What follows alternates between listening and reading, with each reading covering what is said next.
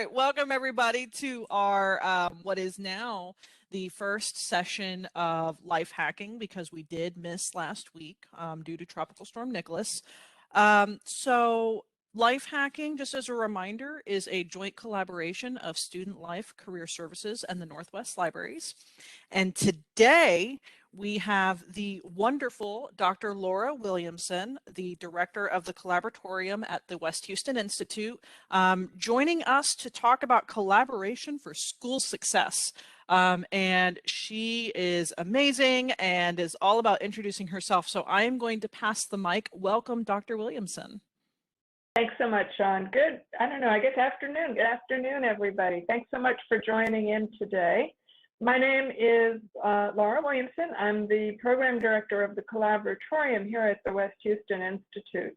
And the Collaboratorium is a place that HCC, mostly staff and faculty, can come to have special collaborative meetings. We've got some great meeting facilities. We've got small rooms, big rooms, all kinds of technology. And then we have facilitation staff that help people have good, really good, productive, collaborative meetings. And because our focus is so much on collaboration, I also like to share some ideas with our students about how you can use collaboration to help you be more successful in your classes and in your journey as a student here at HCC. So give me just a sec. I'm going to pull up my presentation. Let's see. I'm going to share. Oops. Okay, I'm going to share my screen. All right, so you should be able to see my presentation right now. Can you see it, Sean? Yes, yes, we are Great. good to go. Okay, wonderful. So what we're going to talk about today is specifically collaboration and working with other people right now while we're still in this kind of weird not in person at all or not in person very much or as much as we might be used to. So specifically how you can work together with your fellow students when you can't physically be together. So in the past, you might have gotten together for a study group or to work on a project. You might have said, hey, let's stay after class and we'll go to the library, or maybe you'd arrange somewhere to meet in person. And depending on your situation, right now that might not be an option for you to meet in person. You might not have anywhere that you can meet, or you might just prefer not to be out around other people more than you absolutely have to right now. And so our focus today is on how you can collaborate with each other in a virtual remote setting. And we're going to talk about two main topics. We're going to talk about virtual study groups, and we're also going to talk about virtual group projects, if you have a group project for a class that you're working on. Now, a lot of what I'm going to cover also applies when you're in person, but I'm also going to give you some special tips and suggestions on doing this in a remote environment. So we know that collaboration is just so important. About working with each other, working with other people is one of the top skills that is so important to have to be successful while you're in school and then in your work life as well. And collaboration can also help you as a student. So I'm interested in finding out, first of all, how many of you have ever been part of a study group? And you can think about high school as well as your college time. Have you ever been in a study group with other students? And go ahead and use the chat down at the bottom. Make sure it's set to everyone, and then just put a yes or the letter Y in the chat if you've ever been part of a study group.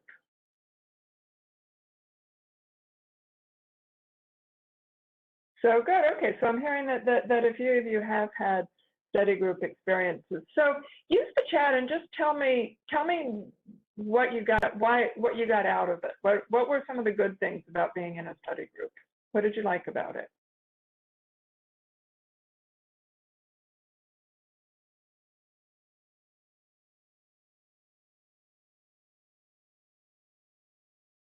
So here's what we're seeing is that everybody was focused, you feel less stressed, everyone's on the same page, you can be more creative, the study group time, it was focused.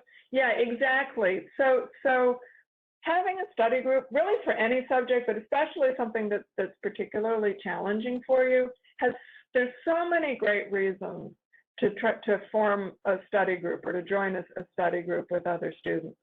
So it helps you, it helps you learn some of the hard stuff. Just because you've got other people who can help you out and give you different perspectives, it helps you be creative and to hear those different perspectives. Other people might understand the material differently, or they might have a way of explaining something that just kind of helps it click for you.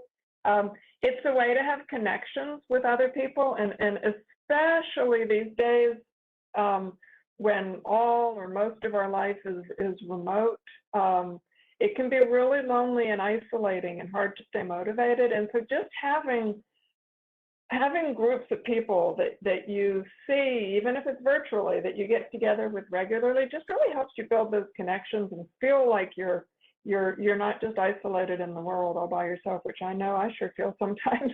And then it also just helps you meet other students, and that's always great, right? Because I mean, even if it's just for the study group for the class and then it's over and you never talk to them again, that's fine. But you never know. You might meet somebody that you end up being a friend with, or that maybe you're doing the same major, and who knows, maybe they can help you out with a job referral later on, or let you know about an opportunity.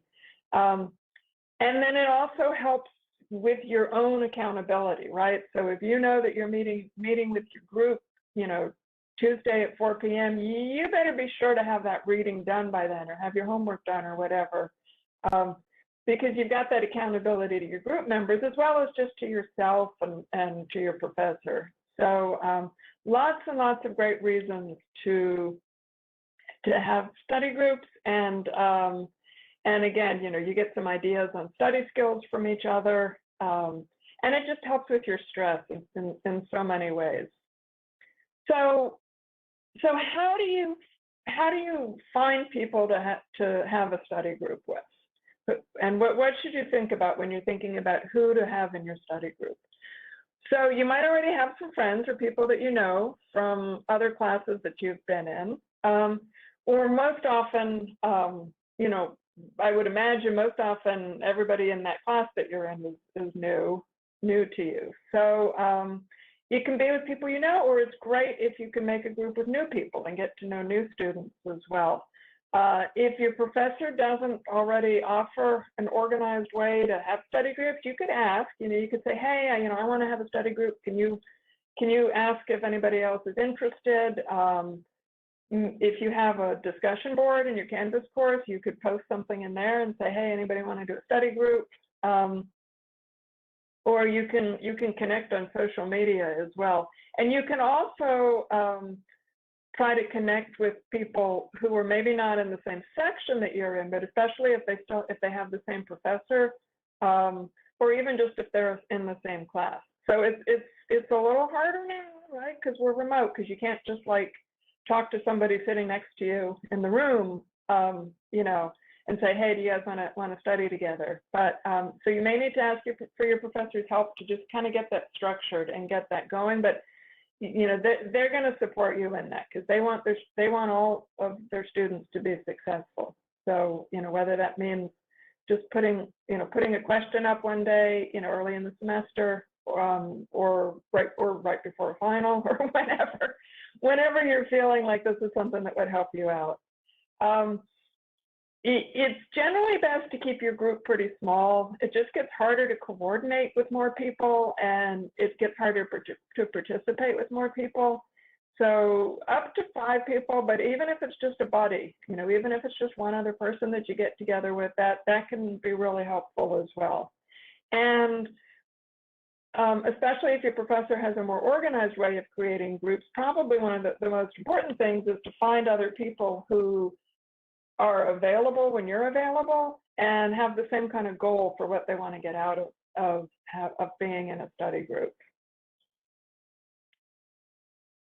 So here's some tips. Once you've found some other people to form a study group with, here's some tips on how to make it be a really great experience. So you got to decide, how do you want to meet virtually? You can use any of the tools that you've got access to as a student. You can use Google Meet, you can use FaceTime, doesn't really matter, just whatever works for people, just try it out. And then you've got a platform. I would suggest that everybody keeps their cameras on, just because it helps you connect with other people, it helps you see other people and interact with them, and then it also makes everybody more accountable to the group. Then depending on which live meeting platform you use, you might be able to do screen sharing, or you could use your camera, like if there's homework, you can show what you did, or somebody can screen share to the Canvas course and show some material from that and say, okay, let's go through these pages from the online textbook, and somebody can share it up there if you want to. So there's kind of some like technical tricks like that you can really use the technology to be able to look at stuff together and to work together. Obviously, you want to set a meeting schedule. You want to decide when you guys are going to get together. And then it's really important as you get going to talk about ground rules for your group. So what are you all going to agree on to help make these really good study sessions? Is it okay to be on your phone during a study session, or is this a no phone zone so that you can just focus on being with each other? You want to make sure that everybody has the opportunity to participate equally. You want to talk about how are you going to communicate outside of the group. Do you want to set up a group meet for your study group? Or just whatever, just talk about it and agree about it and set something up. What happens if somebody can't show up one week? Do they need to let you know, or if you don't show up, you don't show up, and that's fine. It can be really helpful to have some specific roles in the group, and especially for remote meetings. So you might want to have somebody who's in charge of, here's what we're going to do this week, is we're going to review these chapters and we're going to look at the questions, we're going to look at the questions in the book, or whatever, but somebody who's just kind of in charge of planning what you're going to do. Or it could just be informal, if, just really whatever works for you, but it's just good to talk about this stuff ahead of time and talk it out. It might also be good to have somebody assigned as a timekeeper. So let's say you're meeting from 3 to 4, and just have somebody keep an eye on the time so they can say, okay, hey guys, we just have 10 minutes left. What do we want to do with our last bit of time together? And then talk about, well, what do you want to do in your study group? What kinds of things are you going to do? What are you trying to achieve? So here's some ideas of the sorts of activities that you can do with your study group. You can use that time to review your class notes and to review the readings. An excellent technique is to teach each other parts of a lesson. I don't know if any of you have ever experienced this, but sometimes even if there's something that you think you know really well, when you have to explain it to somebody else, that's when you realize, oh, wait a minute, maybe I don't quite get this as well as I think I do. So if you have times where maybe you partner up, or maybe one person is going to teach the rest of the group one portion of that week's lesson, that is an excellent way to help you really get that deep understanding. And it probably helps the person who's the teacher as much or more as it helps the other people in the group. You can use your study group time to go over homework and help each other out with anything that was difficult or that you got stuck on. You can use your study group to quiz each other. You can put together come up with your own questions from the reading or from the course material that week, and then quiz each other. And again, when you're studying by yourself and you read it and you're like, oh yeah, I got this, but then when you have to think of your own answers to questions, that helps you figure out what are some parts that maybe aren't quite as clear as you think they are. You can work together as a group to put together a study guide. like let's say you've got a big exam coming up, you can divide and conquer and say, okay, I'm going to work on the first 2 weeks material, and you put together some notes on the next 2 weeks, or however you want to structure it, and then work together to put together a study guide that everybody in the group can use. And another fun thing that you can do is you can have a watch party. So if there's recorded material, if the professor has a YouTube video or a recording of a lecture or something, you can do a watch party where you watch that live together, and then you can pause it and talk about things and review material and help each other out with anything that was confusing as well.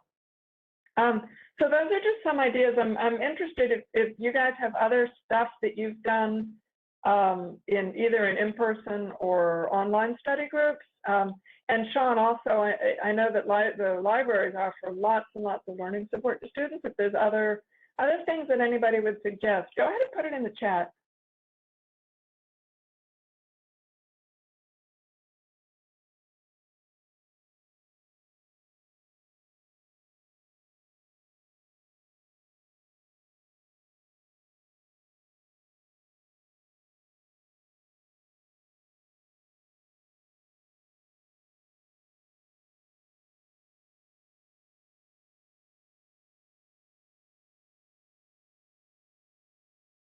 Okay, so there's somebody really likes the watch party idea.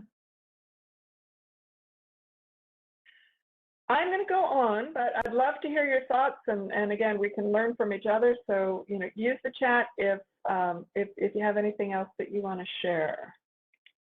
So that's some ideas to help you do virtual study groups. And once we come back on campus, maybe you want to transition to an in-person study group. Although I will say, even once we're all back on campus, one thing that's nice about a virtual study group is people's schedules.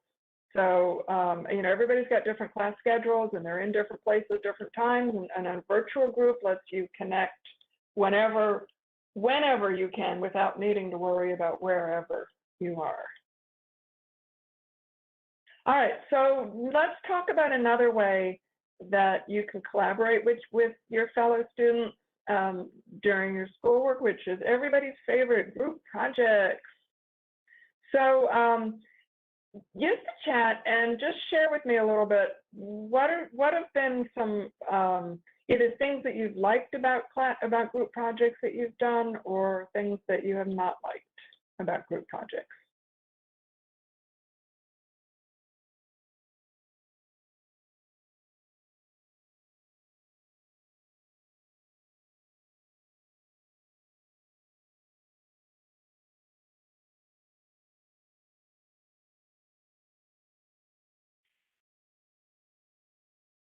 And I'm going to go ahead and give you some and talk about a couple of things, but I have a feeling that these are some things that you might be in the middle of typing right now. Oh, good. Here's some answers. Okay, so it might be hard to get everybody on the same schedule, but it is nice to work with different people with their different strengths. Yeah, absolutely.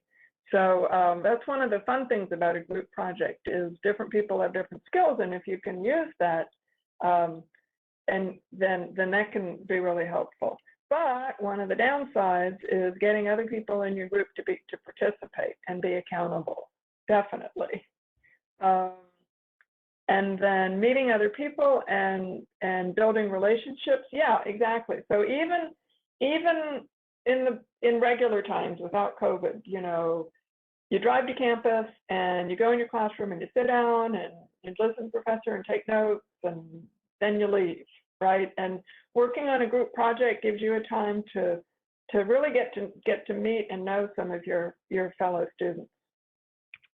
So here's some of the challenges with group projects is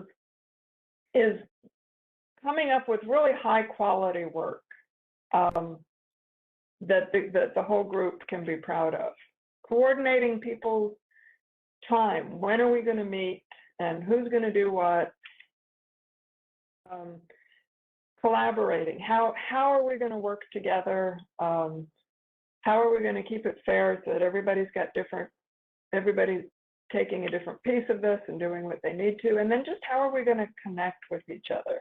And these are challenges whether you're doing a group project in person, when you can just meet up at the library or meet on campus somewhere to work on your project, or whether you're working on a project remotely. So we're going to talk about some ideas to try to help address some of these challenges. Although I will say that as great as group projects are, there are definitely some challenges, and some of that is just life learning experiences. And I personally have three of my own kids in college right now.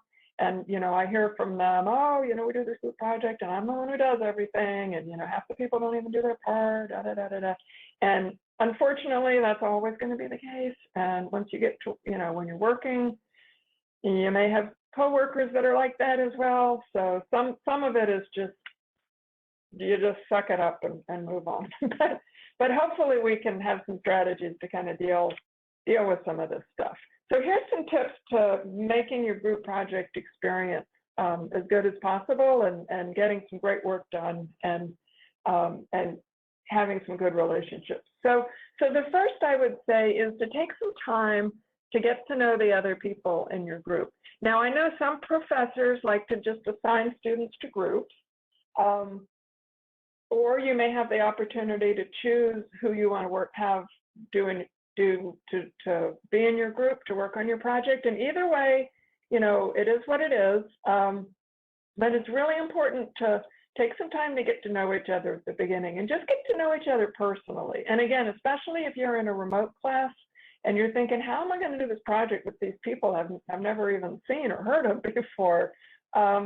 Even if you want to do some one-on-ones with people or get together, do a FaceTime or meet in WebEx or something where you can just get to know each other and say, hey, tell me about yourself and what are you doing at HCC and what have you liked about it and all of that. Then just building those relationships is really helpful when you do have challenges later on. Is you feel like you know each other as people a little bit, and it can help you work through some of the challenging parts.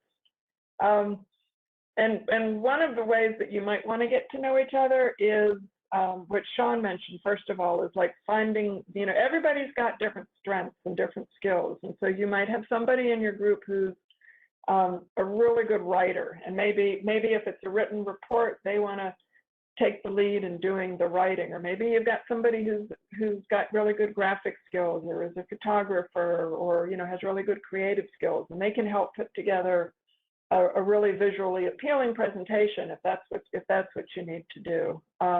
Maybe you've got somebody who has access to special resources that can be helpful to the project. So taking the time to get to know each other and find out about each other's skills and strengths and what you hate too. You can say, hey, you know what, guys, I do not want to do this part of the project because I can't stand whatever. I can't stand going to the library and doing research. Sorry, Sean. But try to work out what people's strengths and weaknesses are so that you can work together as a team on the project. Although ideally, you're learning to do some of that stuff yourself. Okay, the second topic here is that it's really important to work together to plan what you're going to do and how to approach your project, and then assign tasks to people. So the very first place to start is by making sure that you really, really, really understand what the assignment is. Read through really closely, read through the professor's assignment. If there's a rubric there, I always say start with the rubric. Start with, okay, this is what they're looking for. This is my my guideline for what I need to do, and then work backwards from that. If there's parts that you don't understand about the assignment, if you have questions, ask a professor sooner rather than later. Sometimes, and I know this, I've had this experience myself, is you write something and you think it's clear, but it's clear to you, but it might not be clear to other people. And so that can happen to professors. They're trying to do their best, but there might be something in the instructions that you just don't understand. Ask early and get clarification, and then that way make sure that you're on the right track with things. So you want to sit down together with your group and make sure that you all understand what the assignment is, and then start to plan out, okay, how are we going to get this done? So there might be milestone dates where maybe you need to turn in an idea or a proposal or a first draft, or whatever it is. Have a shared calendar that you use. You can do it, you can do that on Google, or whether, however you want to manage that, but have it work together with your team and say, what are some of our due dates that are part of this? Or maybe you don't. Maybe all you have is the date at the end when the whole project is due. But then work backwards from that and say, okay, who's going to have what done by when? So maybe one person's going to come up with the introduction part. Let's say you're doing a PowerPoint that you're turning this in as a PowerPoint. So when are you going to have that part done? And having that shared calendar that everybody has agreed to really helps with accountability, so that you don't get to the end and then find out that somebody hasn't done their part. It's also really good to just help you get those skills to work with a group to plan on how to attack something and get something done. The most important thing when you're working on a group project is to communicate with each other. Some of that is just the logistics of it. When are you going to meet? How are you going to meet? How are you going to share what you've done? But also to communicate just around issues. If you're frustrated with somebody for not doing their part, you can talk with them about it. Not guaranteeing that's going to get you anywhere, but it's better to at least raise things and to say, hey, look, this project is really important to the rest of us, and you agreed to work on this part, and so we really need you to get this done by this date. And you want to keep up with each other. Again, you don't want to wait till you get to the end and find out that somebody hasn't done their part. Especially if you're the kind of person who's going to be redoing other people's work, you want to know that ahead of time so you're not stuck right at the end dealing with that. So let's talk about how you can use technology to work on group projects when you're remote, when you can't get together and meet in person. So again, just like with study groups, choose what web conferencing platform you want to use. I would recommend having like a regular time that you get together and talk about your progress. Say, hey, I got this done, or hey, I've got questions about this, or I'm stuck on this. Have a regular time that you get together on some platform. Again, whether you use Zoom or FaceTime or whatever works for everybody in your group. It's really helpful to set up a group text, like with GroupMe or something like that, so that you can just send updates or reminders to everybody or ask questions. The professor might be able to set up a space within Canvas where your group can meet. There's a way that they can do this, and Sean, I'm going to ask you to chime in. I think is it collaborations? There's some feature within Canvas that professors can use. I know what you're talking about, but I don't know what it's called. Okay, so ask your professor. Say, hey, can you set up a group for us within the Canvas course? And that way you can have your own discussion board that other people in the class don't see, but just the people in that group, and you can share files with each other and so forth. And then you can even meet using Kaltura, using the Kaltura Live Room, I think, within that group. And then you also want to come up with some kind of shared workspace. So let's say one person's writing the content and another person's going to put it into a PowerPoint. Or let's say you've got a PowerPoint or a paper that you're all working on. How are you going to have that so that everybody can access it? Would not recommend emailing stuff around to each other because it gets really hard to keep track of what's the right version, what's been changed. And so I think as students, you've got access to OneDrive. At some point, you'll get access to Teams. I don't know if you do right now.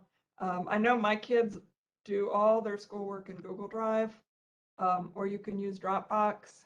So have an agreed upon place where you've got the work that you're doing so that everybody can have access to it and contribute their part.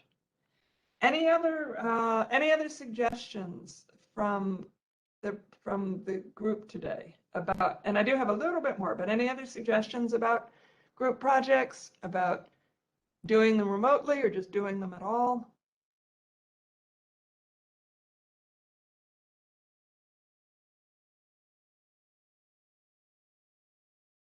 Anything that you've found that's been really helpful? Oh, okay. So using Word Online stores the most current version in the cloud, and so when you share that file with other people, everybody has access to the most recent version. And then you can also, if you want to, you can set it up so that you can track people's edits, and people can add comments and questions, or you can just set it up so that everybody can just edit the document together. Google Drive.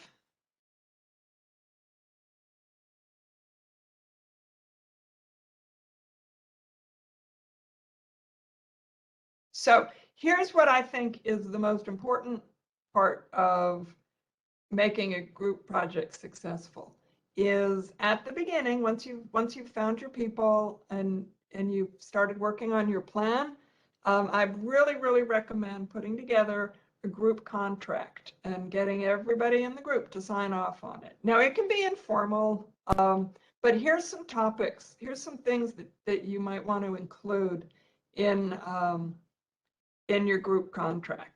And let me just say, the reason for this is that it puts everything real clear up front, and you've got that accountability because everybody signed off and agreed on it. So it's kind of like you have your syllabus for at the beginning of the class that tells you how the class is going to work.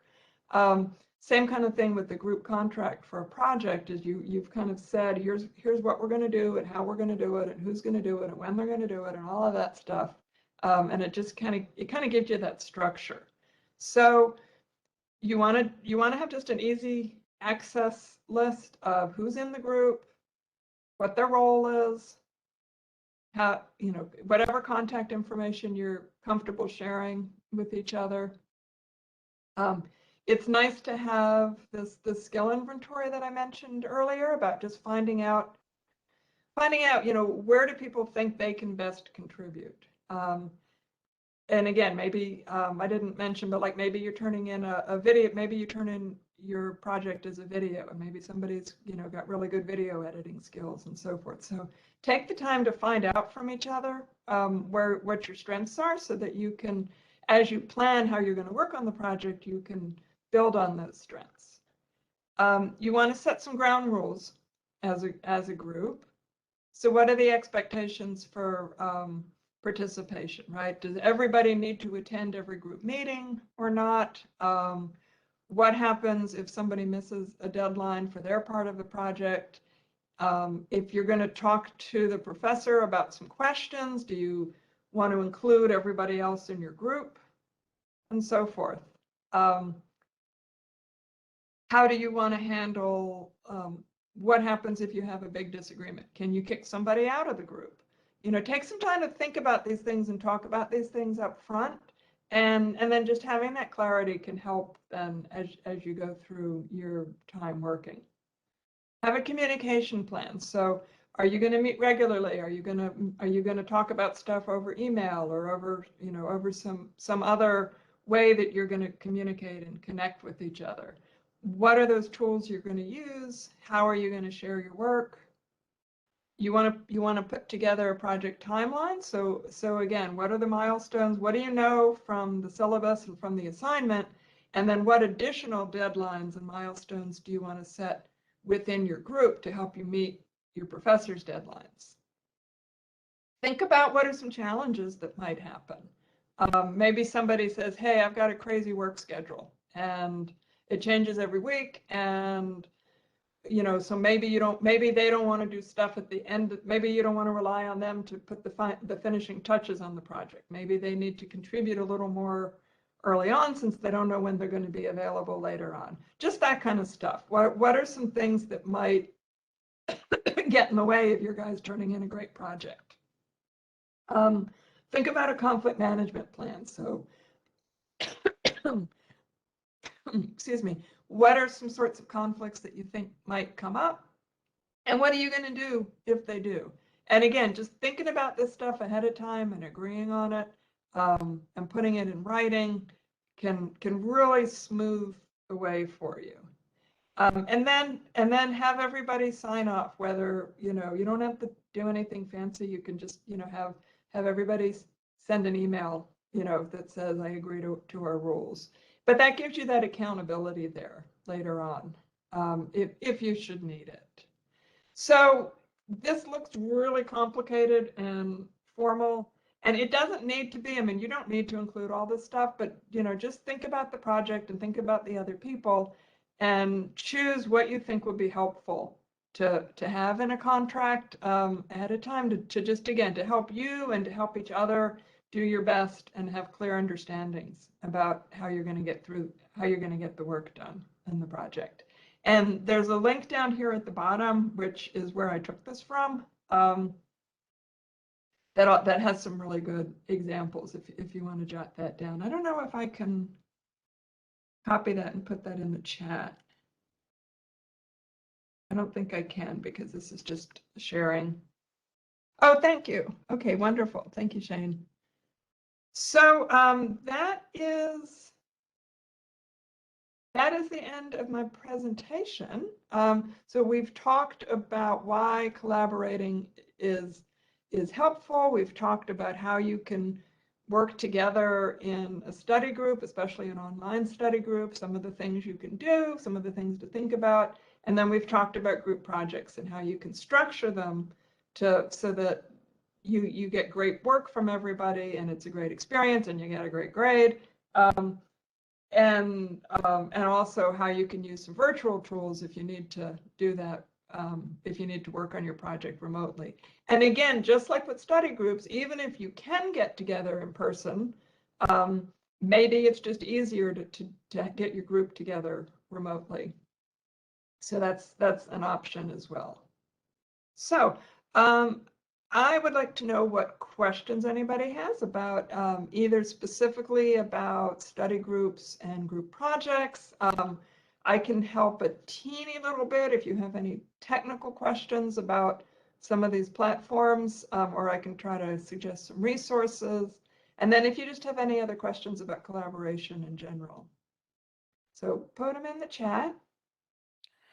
While we're waiting for that, thank you so much, Dr. Williamson. You were making me think back to my college days and, my favorite parts about group presentations. Oh my gosh, group studying and some of the awesome people I met.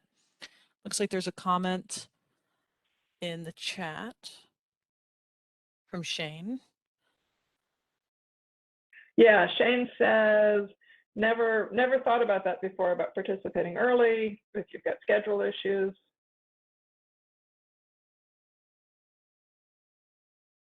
Dress code for online WebEx classes. That's a great question. I don't think there is one other than the student handbook, and I'm not that familiar with it with the student handbook, but I'm sure there's something in there about just, being presentable and not, not a distraction and so forth. So, I would say, personally, you want to represent yourself. You never know, you're going to be in a class with some of the same people a couple semesters down the road, and, maybe you'll be doing a project with them and you don't want them to think, oh, that was that weirdo who, had dark sunglasses on for every meeting. But I don't know that there really is one other than, just being reasonable. Sean, do you have any insight into that? I'm with you. I can't remember off the top of my head, but I think it's, not to be a distraction. Don't distract other students from their learning. If you choose not to wear pants, make sure to turn your camera off if you have to get up to answer the door. Something of that ilk. Has happened. You can use well, here's one thing to think. Here's and here's one thing to think about too is being, on camera in an online environment, it's not just you people are seeing, but it's whatever's behind you, right? And maybe, you don't want to share what your bedroom looks like or wherever it is that you're working on. And so there's all of the platforms have some really cool tools where you can have a virtual background, and whether you make it look like you're on the beach or whether you, it looks like you're in a really fancy house or you're in a really nice, or you're in a coffee shop or whatever. That's the way to give you a little bit more privacy about your life, where you're not just like putting it all out there for everybody to see. So check out those virtual backgrounds if that would make you more comfortable being on camera. And there's always the built-in ones, pretty much with whatever software you go with too. Right, exactly. I think right at the beginning when we all started doing online, everybody was playing around and being silly, and it's fun. You can liven things up. It's kind of like the Instagram filters. It's just kind of something fun to do. Oh, for sure. I was exploring with Power Ranger backgrounds. I hear that. Okay. All right. Well, it doesn't look like any more questions are coming in. Dr. Williamson, is there a way that if students do have questions that they can follow up with you? Sure. Let me put my email in the chat.